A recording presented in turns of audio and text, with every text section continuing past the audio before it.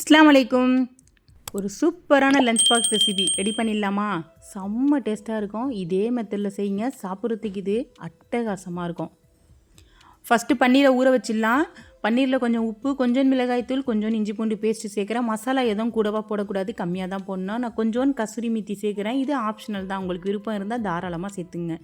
நல்லா மிக்ஸ் பண்ணிவிட்டு ஒரு 10 நிமிஷம் இது நல்லா ஊறட்டும். இது ஊறினதும் நம்ம ஒரு பேனில் பொரித்து எடுத்துடலாம். ஒரு பேனில் ஒரு 3 ஸ்பூன் எண்ணெய் சேர்த்துருக்கேன். இந்த பன்னீரை நல்லா பொரிச்சிடுங்க. அப்போ தான் அந்த ரைஸில் சேர்த்து சாப்பிடும்போது செம்ம டேஸ்ட்டாக இருக்கும். இது நல்லா பொரியட்டும். இப்போ சூப்பராக பொரிஞ்சிருச்சு. இதை ஒரு சைடில் எடுத்துடலாம். ஒரு பெரிய கடாயில் நான் பட்டர் சேர்த்துருக்கேன். பட்டரில் கொஞ்சம் ஜீரகம், நல்லா பொடிசாக கட் பண்ண பூண்டு, இஞ்சி, பச்சை மிளகா ஒரு 10 நிமிஷம் 5 நிமிஷம் அதுலேயே நல்லா பொரிங்க. செம்ம வாசமாக இருக்கும். ஒரு பெரிய வெங்காயம் சேர்த்து கொஞ்சம் பொரிஞ்சதும் கொஞ்சோண்டு உப்பு, கொஞ்சோண்டு மஞ்சத்தூள் சேர்த்து கொஞ்சம் பொரியட்டும். இப்போது காய்கறியை இதில் சேர்த்துடலாம். நான் கோஸு, பீன்ஸு, கேரட்டு தான் சேர்க்குறேன். கொஞ்சோண்டு காஷ்மீரி மிளகாய் சேர்த்துடலாம்.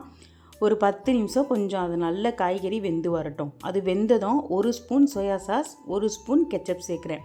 இதெல்லாம் சேர்த்து பண்ணினா தான் ஃப்ரைட் ரைஸ் சாப்பிட்றதுக்கு அட்டகாசமாக இருக்கும்.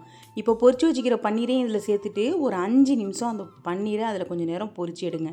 அந்த சோயா சாஸ் மசாலா எல்லாமே பன்னீரில் ஏறணும். ஒரு 5 நிமிஷம் பொரியட்டும். இப்போ சூப்பராக பொரிஞ்சிருச்சு. இதில் நான் ஒரு சின்ன கேப்சிகம் சேர்க்குறேன். கேப்சிகமும் சேர்த்துடலாம். சேர்த்துட்டு 1 ஸ்பூன் மிளகுத்தூள் சேர்த்துடலாம். பசங்க காரம் சாப்பிடுவாங்கன்னா சூப்பராக சேருங்க. மிளகுத்தூள் செம்ம டேஸ்ட்டாக இருக்கும்.